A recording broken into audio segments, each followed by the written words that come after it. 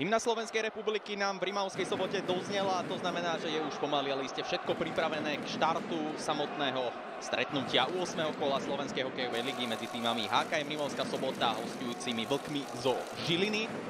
Bude to aj zaujímavá konfrontácia, čo sa týka zvierat v logách oboch celkov. Žilinčania, samozrejme vyplýva to aj zmena samotného týmu, sú vlkmi a naopak Rimavsko-Sobotčania sa označujú ako urly, tak uvidíme, ktorý typ zvieraťa dnes bude úspešnejší v rámci tohto stretnutia medzi Rimavskou Sobotou a Žilinou. Hlavní rozhodcovia Čahoj a Konc mladší sú pripravení odštartovať nám dnešné stretnutie. Ešte vám dlží informáciu o tom, že hostujúca z Žilina hrá dnes v čierno-zelenej farbe dresov a v rámci prvej tretiny bude útočiť sprava doľava, zatiaľ čo domáca Rimavská Sobota hrá dnes v bielom a v rámci prvej tretiny bude útočiť zľava doprava. Coveľová prihrávka na prvý pokus nenašla adresáta ani na druhý a Žilinčania sa dostali do príležitosti. Bol to Galamboš, ktorý sa ocitol v predbrankovom priestore veľmi slabo. Čo raz ukazuje, že keď chce, tak dokáže byť aj po fyzickej stránke veľmi nepríjemný súperom. Kojš zabojoval, ale fauloval pri tom svojom napádaní. Že sa trafiť hokejku.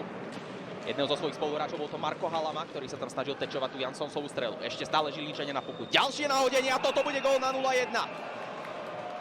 Práve o tomto sme hovorili, že Žilinčania v tom predbrankovom priestore sú naozaj mimoriadne nepríjemný, snažia sa dobiedzať do súperovho brankára, čakať na 5 raz Žilinčania. Operujú na modrej, príde aj poriadne tvrdá bomba v podaní Pacalaja, tá bola ale zablokovaná, Sobotania obetavo.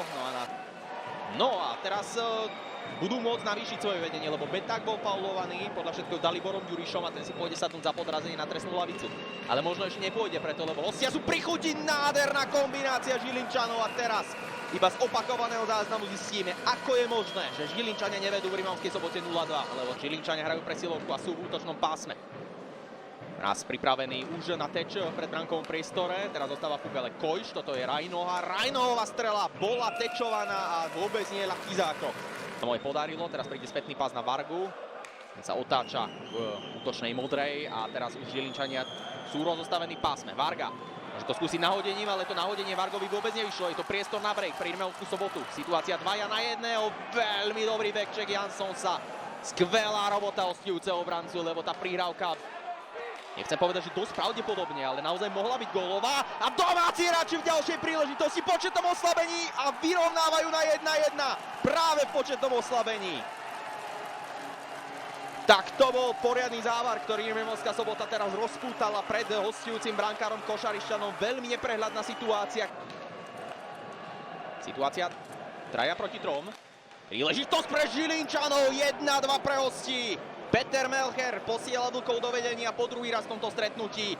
Fenomenálnym príklepom, konkrétne Kojš.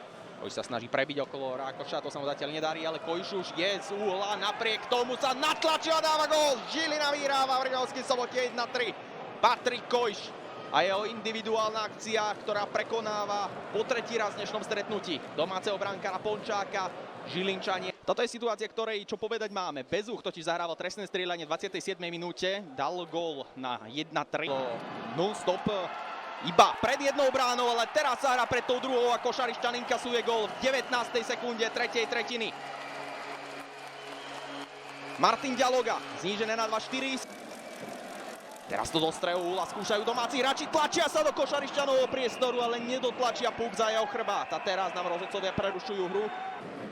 Malina síce nerozohral zle, ale následne Pacalaj spravil chybu. A to bola príležitosť pre Cúta, vôbec nie malá. Tak stretnutie sa nám zrejme dohrá už pri mantineli, pri červenej čiare. Posledný sa puku napokon dotkol hostujúci brankár Košarišťan. Ten slávi ďalšie víťazstvo v drese žilinských Vlkov. A to konkrétne po tretinách 1-1, 0-3 a 1-1 konštatujeme, že žilinskí Vlci si z Rimavskej Soboty berú všetky 3 body po víťazstve 2-5.